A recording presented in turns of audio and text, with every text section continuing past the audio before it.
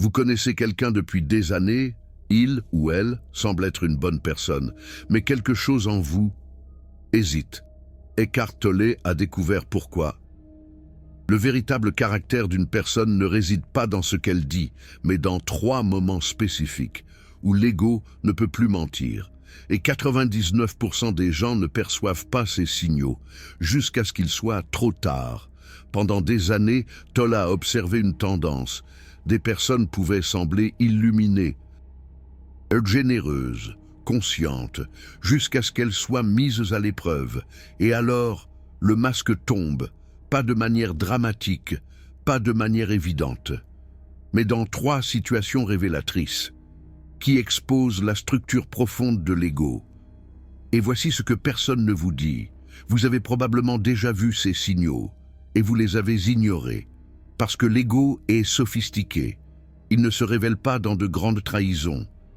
Il se révèle dans des micro-comportements qui passent pour normaux, mais maintenant, vous allez apprendre à voir à travers l'illusion. La première chose qui révèle le véritable caractère de quelqu'un est quelque chose que la plupart considèrent comme trivial. Mais Tolle insiste, si vous prêtez attention ici, vous verrez la structure complète de l'ego d'une personne en quelques secondes. Comment cette personne traite-t-elle ceux qui ne peuvent rien lui offrir? Je ne parle pas de charité publique. Je ne parle pas de gentillesse théâtrale. Quand il y a des témoins, je parle du serveur qui a renversé de l'eau, de la personne de ménage qui a croisé son chemin, de l'employé qui a commis une erreur. Tolle explique, l'ego se nourrit de hiérarchie. Quand quelqu'un interagit avec ceux qu'il considère comme inférieurs, l'ego relâche le contrôle. Il n'a pas besoin d'impressionner, il n'a pas besoin de séduire. Alors la vérité s'échappe. Une étude de psychologie comportementale, publiée dans le Journal of Personality and Social Psychology en 2023, confirme ce que Tolle enseigne. Des chercheurs ont observé 847 individus dans des interactions avec des employés de service. Ils ont découvert que le comportement dans ces interactions prédisait avec 94% de précision comment la personne agissait dans des relations intimes. Quand des conflits survenaient, pensez-y, 94%. La façon dont quelqu'un traite un inconnu, qui a commis une petite erreur, révèle exactement comment il vous traitera quand vous commettrez une erreur. Parce qu'à ce moment-là, leur ego n'essaie pas de vous conquérir, il est juste lui-même. Mais il y a plus, et cela change tout. Tolle a observé quelque chose pendant ses conférences, qui l'a choqué lui-même. Des personnes qui semblaient éveillées, présentes, conscientes pendant les enseignements, se transformaient complètement quand quelque chose ne se passait pas comme prévu. Et alors il a réalisé, la deuxième chose qui révèle le véritable caractère est encore plus précise que la première. Comment cette personne réagit-elle quand personne ne la reconnaît? Pas de reconnaissance, pas seulement de critique ou de rejet, mais d'indifférence totale, d'invisibilité.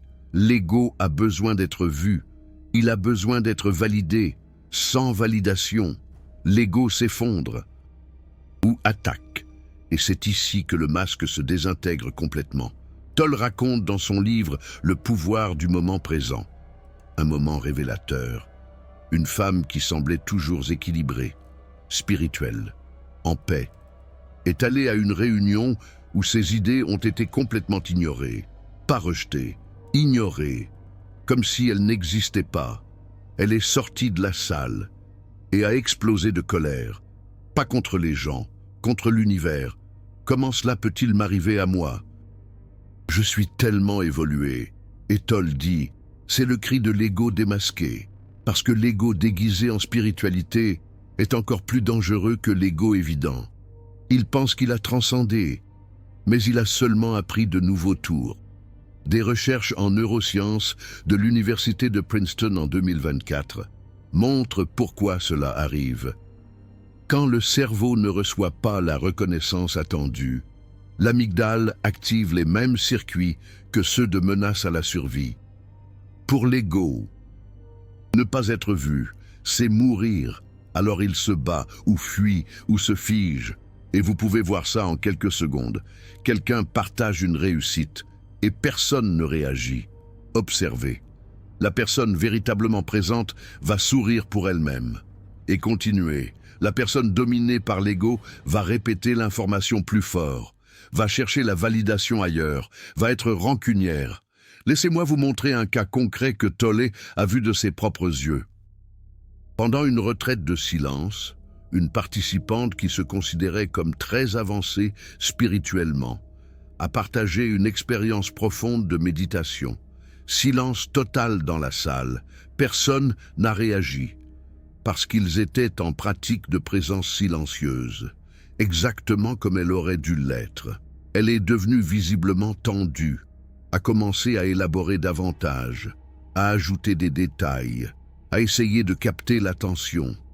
Quand malgré tout personne n'a réagi, elle s'est levée et est sortie, disant que le groupe n'était pas à son niveau spirituel. Pour comprendre, Tolle a dit après, là était l'ego spirituel, dans sa forme la plus pure. Elle ne voulait pas partager, elle voulait être vue comme spéciale. Et quand l'univers n'a pas coopéré avec cette narration, l'ego s'est révélé complètement, pas en méchanceté, mais en besoin désespéré de reconnaissance, déguisé en spiritualité. Et voici ce qui est dévastateur. Nous le faisons tous, peut-être pas aussi dramatiquement, mais nous le faisons. Avez-vous déjà posté quelque chose sur les réseaux sociaux et êtes-vous resté à vérifier les réactions? Avez-vous déjà raconté la même histoire à 3 personnes différentes, jusqu'à ce que quelqu'un réagisse comme vous le vouliez? C'est l'ego qui cherche du carburant, et il n'y a rien de mal à ça. Le problème, c'est quand nous ne le voyons pas. Quand nous croyons que nous sommes nos réussites, et que nous avons besoin que les autres valident cela, pour nous sentir réels, parce que quand nous dépendons de la reconnaissance externe, nous livrons notre pouvoir à quiconque décide de ne pas nous donner d'attention. Tolle a une pratique simple, mais brutale pour ça. Il appelle ça le test de l'anonymat. Faites quelque chose de bien, quelque chose de créatif, quelque chose de précieux, et ne le dites à personne. Ne postez même pas, n'en parlez même pas, et observez l'agonie qui surgit. Cette agonie, c'est l'ego qui crie. Mais qu'en est-il de mon crédit? Comment vais-je prouver ma valeur? Et quand vous pouvez faire quelque chose d'extraordinaire et que vous n'avez vraiment pas besoin que quiconque le sache, vous êtes entré en liberté parce que vous n'êtes plus otage de l'opinion des autres. Vous agissez à partir de la présence, pas du besoin de l'ego. Mais calmez-vous. Parce que le 3e test est le plus puissant, et c'est celui que Tolle considère comme infaillible. Comment cette personne réagit-elle quand vous établissez une limite? Voici la vérité brutale que personne ne veut entendre. Des limites saines sont de la kryptonite pour les égos affamés. Tolle explique cela de manière dévastatrice dans Le pouvoir du moment présent.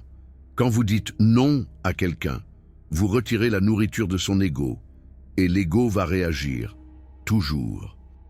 La seule question est, comment une personne consciente va respecter votre non, peut même vous remercier pour la clarté, parce qu'elle n'a pas besoin de vous pour se sentir complète. Mais une personne dominée par l'ego va faire une ou plusieurs de ces choses, vous culpabiliser, se victimiser, punir par le silence, manipuler émotionnellement, questionner votre santé mentale ou essayer de négocier, jusqu'à ce que vous cédiez. Et voici l'insight qui change la donne. Ils ne font pas ça consciemment. L'ego opère en pilote automatique. C'est pourquoi vous ne pouvez pas argumenter avec lui. C'est pourquoi les explications ne servent à rien. L'ego n'écoute pas. Il cherche juste des failles pour reprendre le contrôle. Une étude fascinante de 2022, publiée dans le Journal of Personality, a analysé les schémas des relations toxiques. Ils ont découvert que 89% des conflits destructeurs commençaient lorsqu'une personne établissait une limite et que l'autre réagissait avec ce qu'ils appelaient une résistance égo-défensive. Pas parce qu'ils étaient en désaccord avec la limite, mais parce que la limite elle-même menaçait la narration de l'ego. Laissez-moi vous donner un exemple concret. Un homme raconte à Eckhart Tolle pendant un atelier. Il a dit à sa mère qu'il ne pouvait pas lui rendre visite tous les week-ends parce qu'il avait besoin de temps pour lui. Demande raisonnable. Communiquer avec amour. La mère a pleuré. Elle a dit qu'il ne l'aimait pas, qu'elle avait tout sacrifié pour lui, qu'il y avait probablement une autre femme qui le manipulait. En 15 minutes, elle a transformé une limite saine en un roman de trahison et d'abandon. Et Tolle demande, écoutait-elle son fils? Non. Son ego se battait pour sa survie, parce que si son fils peut dire non, le contrôle disparaît, et l'ego a besoin de contrôle comme un poumon a besoin d'air. Mais voici où ça devient vraiment intéressant. Tolle a réalisé qu'il existe des couches de réaction aux limites, et la couche sur laquelle quelqu'un opère révèle exactement à quel point l'ego est inconscient. Couche 1. Attaque directe. Colère explicite. Comment oses-tu? Après tout ce que j'ai fait pour toi. C'est la réaction la plus évidente et, curieusement, la plus honnête. Au moins, vous savez où vous mettez les pieds. Couche 2. Victimation. Je voulais juste aider. Tu me rejettes toujours. Je ne suis jamais assez bien pour toi. Ici, l'ego tente de manipuler par la culpabilité. Il transforme votre limite en cruauté. Et si vous n'êtes pas conscient, vous allez vous excuser et retirer la limite. Couche 3. Punition silencieuse. La personne ne discute pas. Elle disparaît simplement émotionnellement, ou elle vous traite avec froideur, ou elle commence à donner à d'autres ce qu'elle vous donnait avant, en s'assurant que vous le voyez. C'est l'ego qui dit « Si tu ne me nourris pas, je vais te montrer ce que tu perds ». Couche 4. Invalidation rationnelle. Tu es trop sensible. Ça n'a pas de sens. Tu as besoin de thérapie. Ici, l'ego attaque votre sanité. Il veut que vous remettiez en question votre propre jugement. Et si ça marche, vous ne fixerez plus jamais de limite parce que vous penserez que le problème vient de vous. Couche 5. Contre-attaque stratégique. La personne accepte la limite apparemment, mais commence à établir des limites absurdes avec vous en représailles, où elle ramène à la surface vos anciennes erreurs. L'ego dit « Tu veux jouer au jeu des limites? Je vais te montrer comment on joue. » Et Eckhart Tolle dit « Et toutes ces couches sont l'ego qui se bat pour sa survie. La seule différence est le niveau de sophistication. Mais l'origine est identique. La personne est identifiée à l'ego, et son ego a besoin de vous d'une manière spécifique pour se sentir complet. Quand vous dites non, vous brisez cette complétude illusoire, et l'ego entre en mode survie. Maintenant, une personne vraiment présente. Elle écoute votre limite et répond avec quelque chose comme « Merci de me le dire. Je respecte ça. » ou « Je comprends. Trouvons un autre moyen. » Ou simplement « D'accord, sans drame, sans contre-attaque, sans faire de ça une affaire personnelle. Parce que la personne présente n'a pas besoin de vous pour se sentir entière. Elle est déjà complète. Son oui est présent. Son non est présent. Et elle respecte la même chose chez vous. Et voici le test qui ne rate jamais. Si vous établissez une limite saine et que la personne réagit avec l'une des 5 couches de l'ego, vous savez exactement ce que vous avez, pas une mauvaise personne, mais un ego inconscient. Et les égos inconscients ne peuvent pas avoir de relation saine parce qu'il n'y a personne de réellement présent pour se relier. Maintenant, vient la partie que la plupart des gens ratent. Et c'est crucial. Ces 3 tests ne servent pas à juger les autres. Ils servent à voir clairement. Parce que quand vous voyez clairement, vous pouvez choisir consciemment. Eckhart Tolle ne dit pas « coupez ces personnes de votre vie ». Il dit « arrêtez de vous attendre à ce que les égos inconscients agissent consciemment ». Quand vous voyez l'ego opérer, vous n'êtes pas choqué, vous n'êtes pas blessé. Vous voyez simplement, et voir sans juger crée de l'espace. de l'espace pour la compassion, de l'espace pour des limites saines, de l'espace pour des relations authentiques avec ceux qui sont vraiment présents. Mais il y a un paradoxe ici, et il va tout bouleverser. Pendant que vous observez ces 3 tests chez les autres, l'ego vous observe aussi et fait exactement la même évaluation. Comment traitez-vous les gens qui ne peuvent rien vous donner? Comment réagissez-vous quand personne ne vous reconnaît? Comment gérez-vous quand quelqu'un vous dit non? Eckhart Tolle insiste. Les signes que vous cherchez chez les autres sont les mêmes signes qui révèlent votre propre niveau de conscience. Chaque jugement que vous portez est un miroir. Chaque réaction que vous remarquez est un professeur. Une recherche de Stanford sur le biais de confirmation montre que nous avons tendance à voir chez les autres exactement ce que nous ne voulons pas voir en nous-mêmes. Si vous êtes obsédé par l'identification des narcissiques, demandez-vous: où est le narcissisme non reconnu en vous? Si vous avez peur de la manipulation, demandez-vous: où manipulez-vous subtilement? Ce n'est pas de la culpabilité, c'est de l'éveil spirituel, parce que l'ego n'est pas l'ennemi. L'ego inconscient est le problème, et la seule façon de rendre l'ego conscient est de l'observer sans défense. Eckhart Tolle appelle ça l'observateur intérieur. Cette partie de vous qui peut regarder vos propres pensées et réactions sans s'identifier à elles. Quand vous développez l'observateur, les 3 tests deviennent des outils de connaissance de soi, pas des armes de jugement. Laissez-moi vous donner un exemple pratique de comment ça fonctionne. Tolle raconte un moment où quelqu'un l'a critiqué publiquement de façon injuste. Il a noté une pensée surgissant. Je dois me défendre. Cette pensée est venue avec une tension dans la poitrine, une chaleur au visage, une impulsion de contre-argumenter. Mais au lieu d'agir sur la pensée, il a observé la pensée et il a réalisé. Ce n'était pas la vérité à son sujet.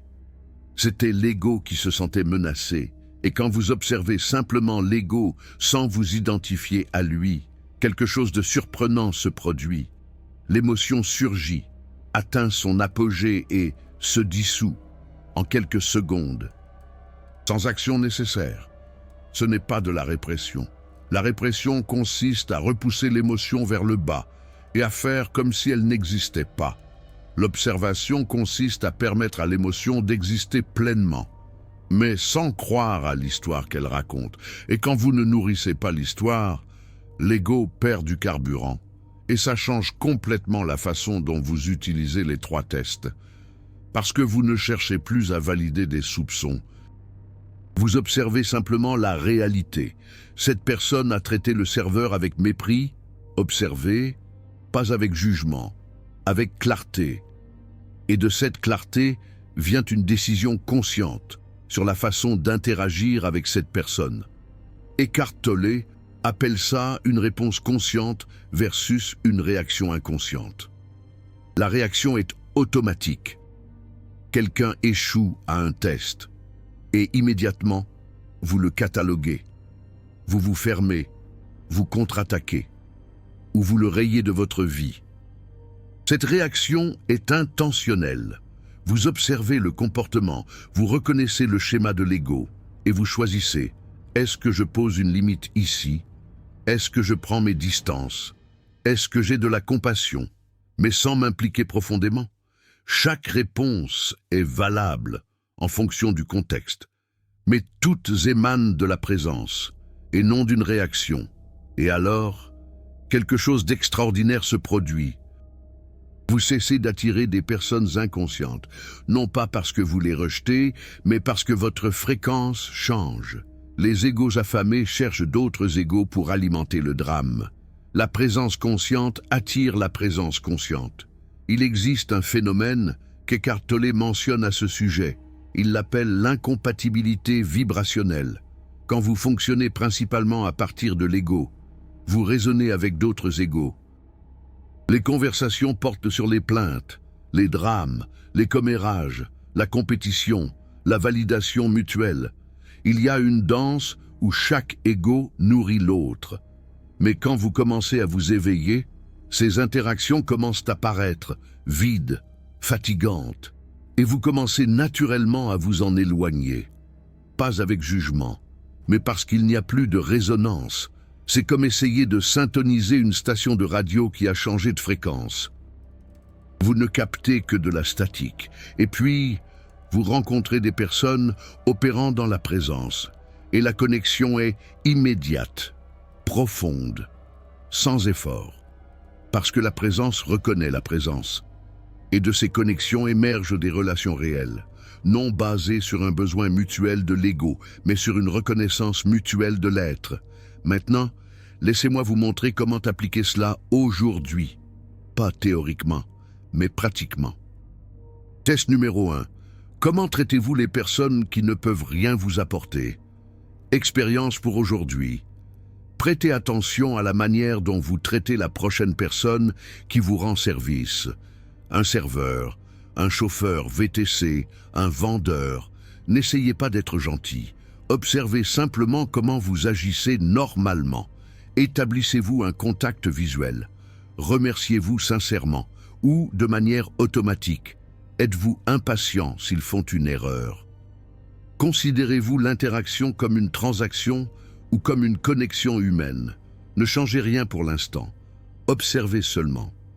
Parce que l'ego se cache dans des comportements que nous considérons comme normaux. Voir est la première étape vers l'éveil spirituel. Test numéro 2. Comment réagissez-vous quand personne ne vous reconnaît? Expérience pour aujourd'hui. Partagez quelque chose que vous considérez comme important dans une conversation. Cela peut être une réussite, une idée, une expérience, et observez ce qui se passe intérieurement si la personne ne réagit pas de la manière dont vous l'espériez. Votre corps se tend-il? Sentez-vous l'impulsion de répéter? Devenez-vous rancunier? Vous défoulez-vous dans un autre domaine? Ne réprimez pas la réaction. Ne jugez pas la réaction. Observez seulement. L'observateur intérieur n'a pas d'agenda. Il voit seulement. Et voir sans réagir dissout automatiquement le schéma de l'ego. Test numéro 3. Comment réagissez-vous quand quelqu'un pose une limite? Expérience pour aujourd'hui. Quand quelqu'un vous dit non, aujourd'hui, faites une pause. Seulement 3 secondes et observez ce qui surgit. Colère, peur, envie de convaincre, des pensées du genre « ils sont égoïstes, ils ne me comprennent pas, ils vont le payer ». Ces pensées sont l'ego en panique. Et voir la panique sans y croire est la liberté. Eckhart Tolle dit quelque chose de puissant. Plus vous observez l'ego, moins vous êtes l'ego. Observer et être sont mutuellement exclusifs. Si vous êtes en train d'observer, vous n'êtes pas ce qui est observé. Et voici le résultat pratique. Quand vous appliquez ces 3 tests sur vous-même, votre capacité à voir clairement chez les autres devient un laser. Pas un jugement, mais de la clarté. Et la clarté est la compassion en action. Mais il y a un dernier niveau, et c'est là où la plupart des gens bloquent, parce que cela exige quelque chose que l'ego considère comme inacceptable, après avoir appris à voir l'ego clairement, en vous et chez les autres. La tentation est d'utiliser cette connaissance comme une supériorité. Regardez comme je suis conscient, regardez comme ils sont inconscients. Eckhart Tolle appelle cela l'ego spirituel, et c'est le piège final. Parce que l'ego peut se déguiser même en éveil spirituel. Il peut utiliser les enseignements de la présence pour créer une nouvelle identité. Je suis la personne éveillée. Je vois ce que les autres ne voient pas. Et soudain, vous êtes de retour en prison, simplement avec une décoration différente. La véritable conscience ne crée pas de hiérarchie, ne se sent pas supérieure. Elle voit simplement. Et voir inclut voir sa propre tendance à transformer la perception en identité. Une recherche récente de l'Université du Michigan sur le développement spirituel a identifié ce qu'ils ont appelé le spiritual bypassing. Utiliser des concepts spirituels pour éviter un travail émotionnel réel. Et ils ont découvert que les personnes très familière avec les enseignements du non-ego, avait souvent des égos encore plus gonflés, simplement déguisés dans un langage spirituel. Eckhart Tolle a une histoire dévastatrice à ce sujet. Un homme l'a approché en disant « J'ai étudié tous vos livres, je médite 2 heures par jour, je comprends complètement que l'ego est une illusion, mais ma femme ne comprend toujours pas. Comment puis-je la faire s'éveiller ?» Et Eckhart Tolle a répondu « Vous venez de démontrer que vous n'avez rien compris, parce que votre ego s'identifie maintenant comme la personne éveillée essayant de sauver sa femme inconsciente. Vous n'avez pas transcendé l'ego. Vous lui avez simplement donné un nouveau costume spirituel. L'homme a été offensé, sur la défensive, et puis il a fait une pause, et il a commencé à rire, parce qu'il a vu l'ego faire exactement ce que Tolle avait décrit, et voir était déjà le début de la dissolution. C'est le paradoxe du travail spirituel. Plus vous essayez d'être spirituel, plus l'ego se renforce avec l'identité d'être spirituel. Mais quand vous voyez simplement l'ego sans essayer de le réparer, sans lui résister, sans vous identifier à lui, il perd de son pouvoir. Il ne disparaît pas, mais il cesse de commander votre vie. Et voici quelque chose de crucial que la plupart manquent. Eckhart Tolle ne dit pas que vous devez éliminer l'ego. C'est impossible tant que vous avez un corps et que vous vivez dans le monde. L'ego a des fonctions pratiques. Il vous aide à naviguer dans le monde, à prendre des décisions, à vous protéger. Le problème n'est pas d'avoir un ego, le problème est d'être complètement identifié à l'ego, c'est de penser que vous êtes seulement l'ego. Quand vous dites « je suis avocat, je suis mère, je suis quelqu'un qui réussit, je suis blessé », vous parlez de l'ego. Ce sont des identités temporaires, des rôles que vous jouez, pas qui vous êtes essentiellement. Et quand vous réalisez « j'ai un ego, mais je ne suis pas l'ego », la liberté commence, parce que vous pouvez utiliser l'ego quand c'est nécessaire, mais vous n'êtes plus son esclave. C'est comme savoir que vous êtes sur scène en train de jouer un rôle, au lieu de croire que vous êtes le personnage. Et les 3 tests révèlent exactement cela, non seulement chez les autres, mais chez vous. Ils montrent quand vous êtes identifié à l'ego, et quand vous opérez à partir de la présence, et cette conscience est transformatrice. Alors, le test final est, pouvez-vous voir l'ego opérer sans vous sentir meilleur que la personne dominée par lui? Sinon, vous êtes toujours dans l'ego, juste un ego plus sophistiqué. Et si oui, si vous pouvez vraiment voir avec compassion, alors vous êtes entré dans quelque chose qu'Eckhart Tolle appelle la conscience témoin. Vous êtes présent, et de cette présence, des relations saines, des limites claires et une paix profonde émergent naturellement. Maintenant, vous avez les 3 tests. Comment quelqu'un traite ceux qui ne peuvent rien donner. Comment quelqu'un réagit au manque de reconnaissance. Comment quelqu'un répond aux limites. Et plus important encore, vous avez les 3 tests pour observer votre propre éveil spirituel. Alors, la vraie question n'est pas « les gens autour de moi vont-ils réussir le test ?» La vraie question est « êtes-vous prêt à utiliser ces tests comme des miroirs ?» Parce que chaque personne qui échoue au test vous montre où vous dormez encore. Et quand vous vous éveillez, vous réalisez « il n'y a pas de personnes toxiques, il y a des égos inconscients qui fonctionnent en pilotage automatique. Et votre seule responsabilité est de vous éveiller, pas de réparer les autres, pas de convaincre, pas de changer, juste d'éveiller. Parce qu'un ego éveillé ne s'offusque pas des égos endormis. Il établit simplement des limites, avec compassion, et continue à être présent. Et cette présence est le vrai test de caractère, pas le leur, le vôtre. Vous venez de découvrir les 3 tests, qui révèlent le véritable caractère de n'importe qui, y compris vous-même. Cette connaissance n'est pas théorique, elle est transformatrice, mais seulement si vous l'appliquez, la plupart vont regarder et oublier. Certains vont juger les autres avec ça, mais eux vont l'utiliser comme un miroir pour leur propre éveil spirituel. Quand vous cliquez sur le Super Thanks ci-dessous, vous ne payez pas pour de l'information. Vous dites « Je fais partie des rares qui prennent l'éveil au sérieux ». Vous positionnez votre présence dans le monde, et ça, c'est important, parce que plus de personnes s'éveillent individuellement, plus la conscience collective s'élève. Vous n'êtes pas un spectateur, vous êtes un gardien de la présence consciente. Et les gardiens soutiennent le travail d'éveil. Maintenant vient l'application finale, et c'est là que tout se connecte. Vous pouvez utiliser ces 3 tests immédiatement. Vous n'avez pas besoin d'attendre. Vous n'avez pas besoin d'étudier davantage. Vous avez juste besoin d'observer, et observer change tout. La prochaine fois que vous interagissez avec quelqu'un dont vous dépendez émotionnellement, famille, partenaire, amis proches, observez comment traite-t-il les personnes qui ne comptent pas pour eux. S'il y a du mépris là, il y aura éventuellement du mépris pour vous. Pas parce qu'ils sont mauvais, mais parce que l'ego ne discrimine pas. Quand l'ego se sent menacé ou ennuyé, il attaque ou méprise toujours. Et observez, comment traitez-vous les personnes qui ne comptent pas?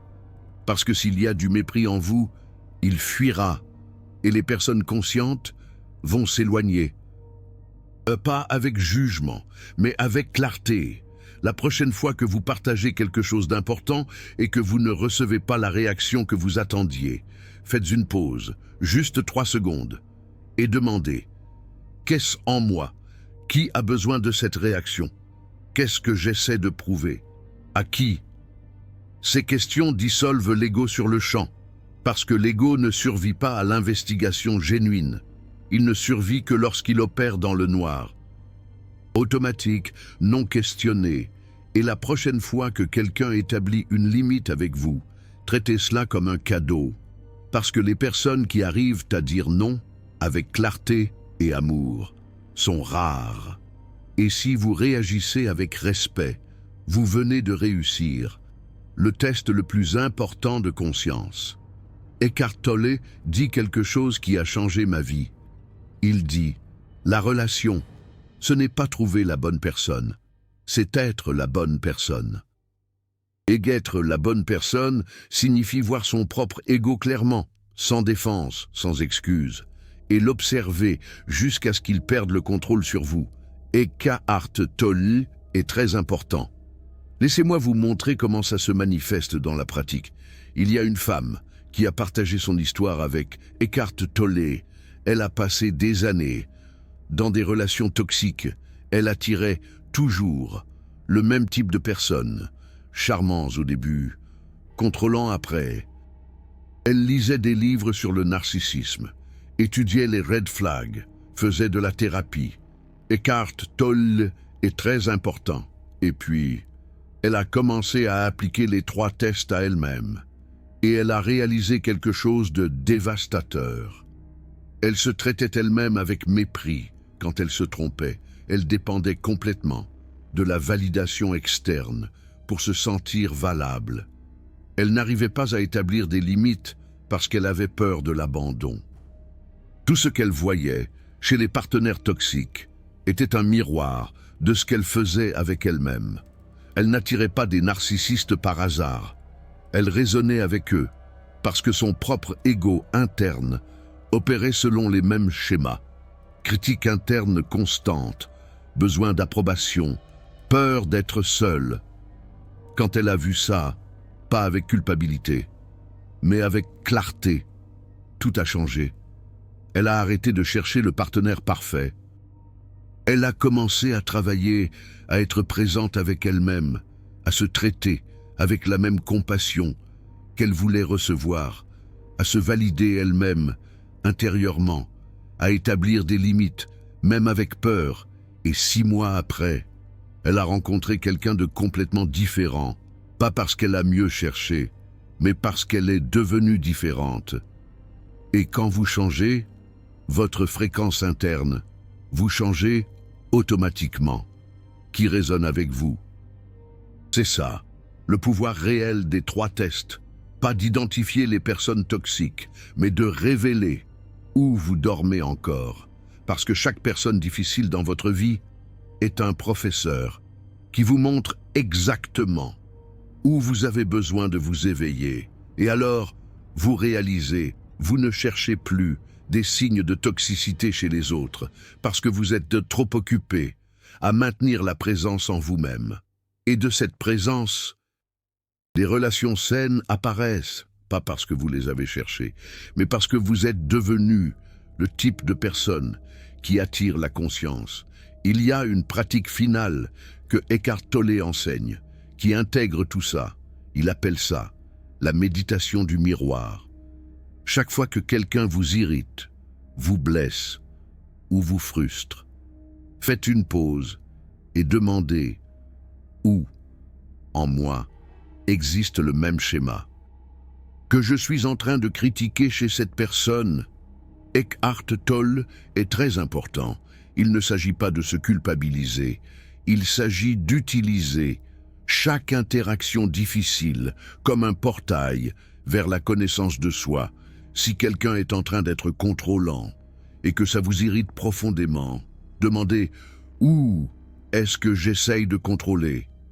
Peut-être que vous ne contrôlez pas les gens de la même façon, mais peut-être que vous essayez de contrôler les circonstances ou les résultats ou comment les gens vous voient. Si quelqu'un cherche l'attention constamment et que ça vous irrite, demandez où est-ce que je cherche l'attention de façon plus subtile? Peut-être pas dramatiquement, mais peut-être à travers des réussites ou d'aider les autres ou d'être le plus conscient de la salle. Chaque irritation est une invitation à regarder à l'intérieur, et quand vous regardez honnêtement, sans défense, vous découvrez qu'il n'y a personne à juger là-bas, parce que tout ce que vous voyez chez les autres existe sous une forme ou une autre en vous, et voir ça n'est pas humiliant, c'est libérateur, parce que ça signifie que vous n'êtes pas victime de personnes difficiles, vous êtes le créateur de votre expérience, et les créateurs ont le pouvoir de changer. Il existe une pratique que Eckhart Tolle enseigne, qui boucle ce cercle parfaitement. Il appelle ça l'acceptation radicale de l'ego chez les autres. Pas d'être d'accord, pas de permettre l'abus, mais d'arrêter de résister intérieurement au fait que des égos inconscients existent. Eckhart Tolle est très important, parce que chaque fois que vous vous heurtez au comportement de l'ego de quelqu'un, votre propre ego réagit. Et alors, il y a deux égos qui se battent, et personne ne s'éveille de cette façon. Mais quand vous voyez l'ego de l'autre, sans résistance interne, vous créez de l'espace, et dans cet espace, vous avez le choix. Établir des limites, s'éloigner, dire la vérité, ou simplement observer. Et ce choix conscient, c'est la liberté. Non pas la liberté des personnes difficiles, mais la liberté face à la réaction automatique de votre propre ego. Selon Eckhart Tolle, c'est une étape cruciale. Maintenant, vous avez tout. Les 3 tests externes, les 3 tests internes, la pratique de l'acceptation radicale et la compréhension que tout cela concerne votre propre éveil spirituel et non pas le fait de vouloir réparer le monde. Alors, la dernière étape est la suivante. Engagez-vous, non pas à la perfection, mais à l'observation. Pendant une semaine, observez ces 3 schémas en vous. N'essayez pas de changer, observez seulement et notez ce que vous remarquez. Parce que ce que vous percevez aujourd'hui vous semblera évident dans une semaine, mais ce sera terriblement révélateur maintenant. Et quand vous observez, partagez. Sujet à controverse. La quête consistant à identifier les personnes toxiques est la plus grande astuce de l'ego. Parce que Pendant que vous jugez l'ego de l'autre, votre propre ego se renforce avec une supériorité morale. Vous êtes d'accord ou vous n'êtes pas d'accord? Et soyez honnête, combien de fois aujourd'hui avez-vous échoué à l'un de ces 3 tests? Commentez ci-dessous. Je répondrai à tous dans les 2 premières heures, parce que cette conversation est l'endroit où l'éveil réel se produit. Pas dans les théories, mais dans les aveux honnêtes d'être encore endormi. C'est ce qu'Eckhart Tolle nous enseigne.